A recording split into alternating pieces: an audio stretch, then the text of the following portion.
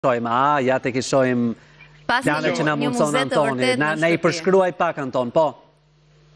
Jo, kjo është ajo xhubleta që thash, domethënë kjo nuk guxohet të preket me dorë për arsye se është aq e vjetër sa damtohet, por këtu kemi mundësi ta shohim simbolin kraht e angjullit dhe diellin i lirë. Bukur. Dhe do largojmë pak të shikojmë edhe këto shqiponjet në detaje shumë të bukura. Ja. Anton, po si i ke siguruar?